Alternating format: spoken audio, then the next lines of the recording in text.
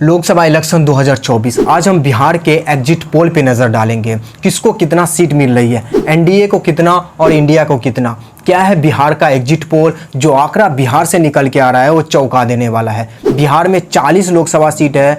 आज हम एक एक सीट पे नज़र डालेंगे और देखेंगे किसके खाते में कौन सा सीट जा रहा है।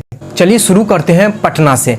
पटना में 2 लोकसभा सीट है, पटना साहिब और पाटलिपुत्र। ये दोनों सीट एनडीए के खाता में जा रहा है। गया लोकसभा सीट ये भी एनडीए के खाता में जा रहा है। हाजीपुर लोकसभा सीट मोदी के हनुमान और रामविलास पासवान के बेटे चिराग पासवान यहीं से चुनाव लड़ रहा है, ये भी सीट एनडीए के खाता में जा रहा है। मुजफ्फरपुर लोकसभा सीट यहाँ भी कोई टक्कर नहीं है, ये भी सीट एनडीए के खाता में जा रहा है। अब चलते हैं बेगूसराय लोकसभा सीट। यहाँ पे मामला फंसा हुआ है गिरिराज सिंह को लेकर। गिरिराज सिंह मजबूरी है, मोदी ज़रूरी है का नारा आप जरूर सुने होंगे।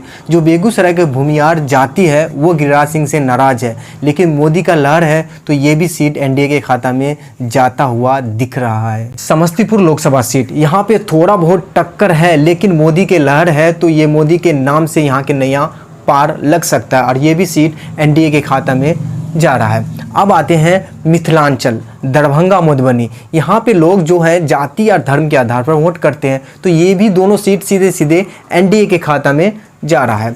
उजियारपुर लोकसभा सीट, इस बार उजियारपुर लोकसभा सीट फंसा हुआ है, वो है नित्यानंद राय के कारण, जो केंद्र में मंत्री भी है। वहाँ के लोगों का कहना है कि जब से सांसद चुन के गए वो अपने संसदीय क्षेत्र में वापस नहीं आए हैं और वहाँ की आबादी ज़्यादातर यादव और दलितों का है, मिथिलांचल का क्षेत्र है, तो इस बार बदलाव की सब आस लगा के बैठे हुए हैं, इसलिए ये सीट इस बार इंडिया के खाता में जाते हुए दिख रहा है। झंझारपुर लोकसभा सीट, देखिए झंझारपुर लोकसभा सीट में टक्कर है, लेकिन ये मिथिलांचल में पड़ता है तो यहाँ पे मोदी का लहर है, तो ये भी सीट एनडीए के खाता में जा रहा है। महाराजगंज लोकसभा सीट, ये सीट एनडीए के खाता में जा रहा है। सारण लोकसभा सीट ये भी एनडीए के खाता में जा रहा है।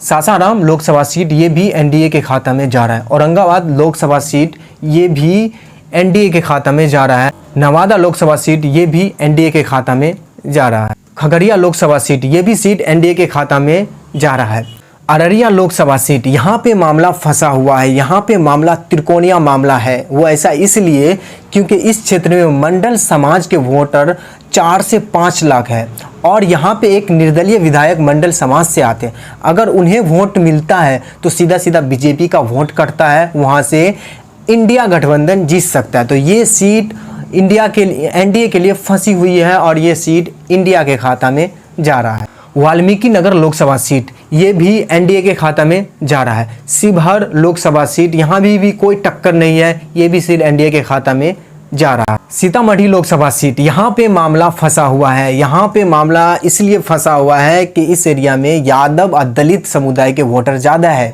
और इस बार यहाँ की जनता वहाँ के सांसद से नाखुश है, इसलिए ये सीट इस बार इंडिया के खाता में जा रहा है। गोपालगंज लोकसभा सीट, यहाँ पे भी कोई ज़्यादा टक्कर नहीं है, मोदी का लहर है तो ये भी सीट एनडीए के खाता में जा रहा है। भागलपुर में भी ज़्यादा कोई टक्कर नहीं देख रहा है, तो ये भी एक एनडीए के खाता में जाता हुआ दिख रहा है। अब चलते हैं पश्चिम और पूर्वी चंपारण, ये दोनों सीट है जो एनडीए के खाता में सीधे सीधे जा रहा है।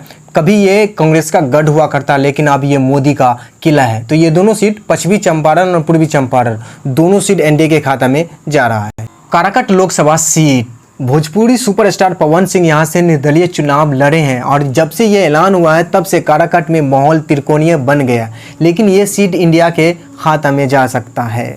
अब चलते हैं 2024 लोकसभा इलेक्शन का सबसे hot seat Purnia Lok Sabha seat, जहां से पप्पू यादव इस बार निर्दलीय चुनाव लड़ रहे हैं और जब से पप्पू यादव पूर्णिया आया है मामला त्रिकोणीय बना के रख दिया है। अब क्या होगा पूर्णिया में, लेकिन ये कहना बड़ा मुश्किल है, लेकिन पप्पू यादव का छवि एक अच्छा नेता के रूप में है, तो इस बार लगता है पूर्णिया को पप्पू यादव जीत रहा है। सुपौल लोकसभा सीट, यहाँ पे मामला फंसा हुआ है और इस बार सुपौल लोकसभा सीट इंडिया के खाता में जाता हुआ दिख रहा है। मधेपुरा लोकसभा सीट, इस बार मधेपुरा में मामला फंसा हुआ है और इस बार मधेपुरा का सीट इंडिया के खाता में जाता हुआ दिख रहा है। आरा लोकसभा सीट इस बार एनडीए के खाता में जाता हुआ दिख रहा है। बक्सर लोकसभा सीट ये भी एनडीए के खाता में जा रहा है। बंका लोकसभा सीट, ये भी सीट एनडीए के खाता में जा रहा है। जमुई लोकसभा सीट, यहाँ पे थोड़ा बहुत टक्कर है पर मोदी का लहर है तो ये सीट एनडीए के खाता में जा रहा है। नालंदा लोकसभा सीट, ये भी सीट एनडीए के खाता में